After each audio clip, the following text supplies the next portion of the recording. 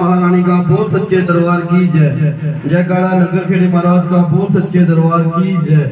जयकारा माँ भद्रकाली का बोल सच्चे दरबार की जय। जयकारा माँ पताल भैरवी का बोल सच्चे दरबार की जय। बोलो अपने अपने गुरु पीर महाराज की सदा ही जय। जयकारा माँ ब्रह्मचारी जय। दूसरा अध्याय देवताओं के तेज से देवी का प्रादुर्भाव और महिषासुर की सेना का वध। विनियोग। ओम मध्यम चरित्र के विष्णु ऋषि महालक्ष्मी देवता उसने चंद्र सकंबरी शक्ति दुर्गा बीज वायु तत्व और यजुर्वेद स्वरूप है। श्री महालक्ष्मी की प्रसन्नता के लिए मध्यम चरित्र के पाठ में इनका विनियोग है। मैं कमल के आसन पर बैठी हुई प्रसन्न मुख वाली महिषासुर मर्दिनी भगवती लक्ष्मी का भजन करता हूँ, जो अपने हाथों में अक्षरमाला फर्शा गदा बाण वज्र कुंडिका दंड शक्ति खड़ग ढाल शंख घंटा मधुपात्र शूल पाश और चक्र धारण करती है। ऋषि कहते हैं पूर्व काल में देवताओं और असुरों में पूरे 100 वर्ष तक घोर संग्राम हुआ था। उसमें असुरों का स्वामी महिषासुर भी था और देवताओं के नायक इंद्र थे। उस युद्ध में देवताओं की सेना महाबली असुरों से परास्त हो गई। संपूर्ण देवताओं को जीतकर महिषासुर इंद्र बन बैठा। तब पराजित देवता प्रजापति ब्रह्मा जी को आगे करके उस स्थान पर गए जहाँ भगवान शंकर और विष्णु जी विराजमान थे। देवताओं ने महिषासुर के पराक्रम तथा अपनी प्रजा का यथावत उन दोनों देवेश्वरों से विस्तार पूर्वक कह सुनाया। वे बोले भगवान महिषासुर सूर्य इंद्र अग्नि वायु चंद्रमा यम वरुण तथा अन्य देवताओं के भी अधिकार छीनकर वह स्वयं ही सबका अधिदाता बन बैठा है। उस दुरात्मा महिषासुर ने समस्त देवताओं को स्वर्ग से निकाल दिया है। तब वे महिषासुर की भांति पृथ्वी पर विचरते हैं। दैत्यों की यह सारी करतूत हमने आप लोगों से कह सुनाई। अब हम आपकी ही शरण में आए हैं, उसके वध का कोई उपाय सोचिए। इस प्रकार देवताओं के वचन सुनकर भगवान विष्णु और शिव ने दैत्यों पर बड़ा क्रोध किया। उनकी बाहें तन गई और मुंह टेढ़े हो गए। तब अत्यंत कोप में भरे हुए चक्रपाणी श्री विष्णु के मुख से एक महान तेज प्रकट हुआ।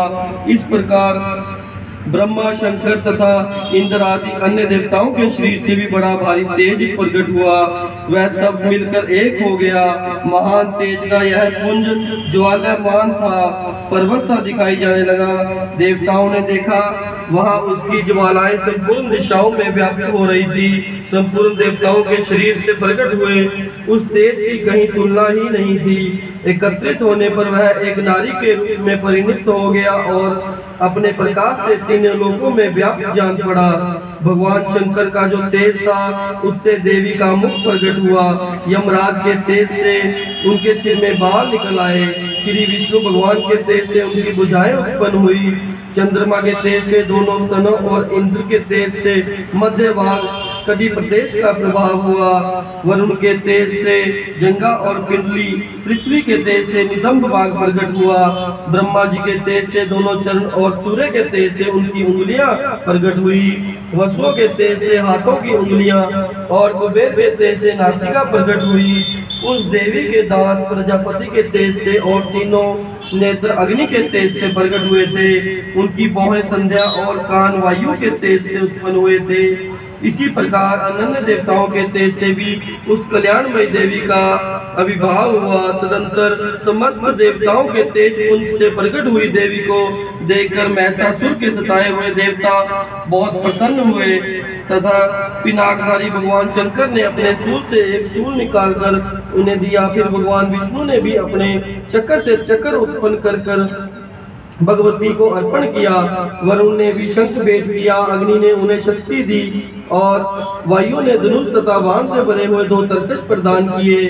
सहस्त्र नेत्रों वाले देवराज इंद्र ने अपने वज्र से उत्पन्न करके एक वज्र उनको भेंट किया। और ऐरावत हाथी से उतारकर एक घंटा भी प्रदान किया।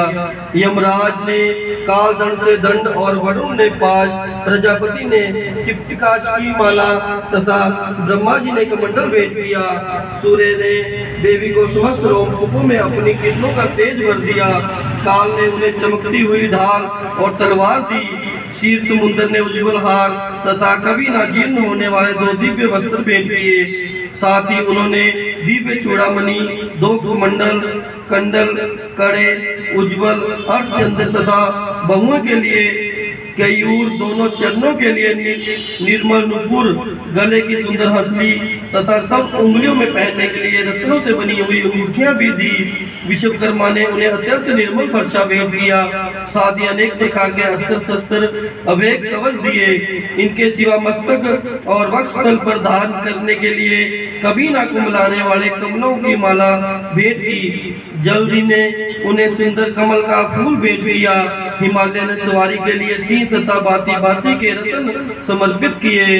धनक्ष कबेर के मधु से भरा हुआ पान पात्र दिया तथा संपूर्ण नागों के राजा ने, शेष ने, जो इस पृथ्वी को धारण करते हैं, उन्हें बहुमूल्य मणियों से विभूषित कर नागहार भेंट किया। इसी प्रकार अन्य देवताओं ने भी आभूषण और अस्त्र शस्त्र देके देवी का सम्मान किया। तत्पश्चात उन्होंने बारंबार अट्टहास कर उच्च स्वर से गर्जना की। उनकी भयंकर नाद से संपूर्ण आकाश गूंज उठा। देवी का वह अत्यंत उच्च स्वर से किया हुआ सिंहनाद कहीं समा न सका। आकाश में उनके सामने लघु प्रतीत होने लगा। इससे बड़ा जोर की प्रतिध्वनि हुई, जिससे संपूर्ण विश्व को हलचल मच गई और समुद्र कांप उठे, पृथ्वी डोलने लगी और समस्त पर्वत हिलने लगे। उस समय देवताओं ने अत्यंत प्रसन्नता के साथ सिंहवासिनी भवानी से कहा, देवी तुम्हारी जय हो। साथ ही महर्षियों ने भक्ति भाव से विनम्र होकर उनका स्तवन किया। संपूर्ण त्रिलोक की शोभग्रस्त देखकर दैत्यगण अपनी समस्त सेना को कवच आदि से सुसज्जित कर हाथों में हथियार ले सहसा उठकर खड़े हो गए। उस समय महिषासुर ने बड़े क्रोध में आकर कहा, ये क्या हो रहा है? फिर वह संपूर्ण असुरों से गिरकर वह उस सिंहनाद की ओर लक्ष्य करके दौड़ा और आगे पहुंचकर उसने देवी को देखा, जो अपनी प्रभा से तीनों लोगों को प्रकाशित कर रही थी। उसके चरणों के भाग से पृथ्वी दबी जा रही थी, माथे के मुकुट से आकाश में रेखा सी खिंच रही थी तथा वह अपने धनुष की टंकार से 7 पतालों को क्षुब्ध किए देती थी। देवी अपनी 1000 भुजाओं से संपूर्ण दिशाओं को आच्छादित करके खड़ी थी। तदंतर उनके साथ दैत्यों का युद्ध छिड़ गया। नाना प्रकार के अस्त्र शस्त्रों के प्रहार से संपूर्ण दिशाएं बाधित होने लगी। शिक्षुर नामक महान असुर महिषासुर का सेना नायक था। वह देवी के साथ युद्ध करने के लिए आगे आया। अन्य दैत्यों की चित्रंगनी सेना को साथ लेकर चामर भी लड़ने आया। 60,000 रथियों को साथ लेकर दुर्ग नामक महादैत्य ने लोहा लिया। 1 करोड़ रथियों को साथ लेकर महानु नामक दैत्य युद्ध करने लगा, जिसके रोए तलवार के समान दिखे थे। वह असिलोमा नाम का महादैत्य 5 करोड़ रथियों सहित युद्ध में आ डटा। 60 लाख रथियों से घिरा हुआ वाशकार नामक दैत्य भी युद्ध भूमि में लड़ने लगा। परिवारित नामक राक्षस हाथी पर सवार होकर घुड़सवारों के अनेक दलों के साथ 1 करोड़ रथियों की सेना लेकर युद्ध करने लगा। विडाल नामक दैत्य 5 अरब रथियों के साथ गिरकर लोहा लेने लगा। इनके अतिरिक्त और भी हजारों दैत्य रथ हाथी घोड़ों की सेना को साथ लेकर देवी के साथ युद्ध करने लगे। स्वयं महिषासुर भी इस रणभूमि में कोटि कोटि सहस्त्र रथ हाथी घोड़ों की सेना से घिरा हुआ आ खड़ा हुआ। वह दैत्य देवी के साथ कोमर, बिंदीपाल, शक्ति, मूल, खड़ग, परशु और पटिश आदि अस्त्र शस्त्रों का प्रहार करते हुए युद्ध कर रहे थे। कुछ दैत्यों ने उन पर शक्ति का प्रहार किया, कुछ लोगों ने पाश फेंके तथा कुछ दैत्यों ने खड़ग प्रहार करके देवी को मार डालने का उद्योग किया। देवी भी क्रोध में भरकर खेल ही खेल में अपने अस्त्र शस्त्रों की वर्षा करके दैत्यों के समस्त अस्त्र शस्त्र काट दिए। उनके मुख पर परिश्रम, थकावट, रंच मात्र भी चिन्ह नहीं था। देवता और ऋषि उनकी स्तुति करते थे और वे भगवती परमेश्वरी दैत्यों के शरीरों पर अस्त्र शस्त्रों की वर्षा करती रही। देवी का वाहन सिंह भी क्रोध में भरकर गर्दन के बालों को हिलाता हुआ असुरों की सेना में इस प्रकार विचरने लगा मानो वनों में दावानल फैला रहा हो। रणभूमि में दैत्यों के साथ युद्ध करती हुई अंबिका देवी ने जितने निश्वास छोड़े वे सभी तत्काल सैकड़ों हजारों गणों के रूप में प्रकट हो गए और परशु बिंदीपाल खड़ग पटिश आदि अस्त्र शस्त्रों के द्वारा असुरों का सामना करने लगे। देवी की शक्ति से बड़े हुए वह गण असुरों का नाश करते हुए और नगाड़ा शंख आदि बाजे बजाने लगे। उस संग्राम महोत्सव में कितने ही गण मृदंग बजा रहे थे। तदंतर देवी ने त्रिशूल से, गदा से शक्ति की वर्षा और खड़ग आदि से सैकड़ों महादैत्यों का संहार कर दिया। कितनों को घंटे की भयंकर नाश से मूर्छित करके मार गिराया। वो तेरे दैत्यों को पास से बांधकर धरती पर घसीटा। कितने ही दैत्य उनकी तीखी तलवार से मार से दो दो टुकड़े हो गए। कितने ही गदा की चोट से घायल होकर धरती पर सो गए। कितने ही मूसल की मार से अत्यंत आहत होकर रक्त वमन करने लगे। कुछ दैत्य शूल से छाती फट जाने के कारण पृथ्वी पर ढेर हो गए। उस रणांगण में बाण समूहों की वृष्टि से कितने ही असुरों की कमर टूट गई।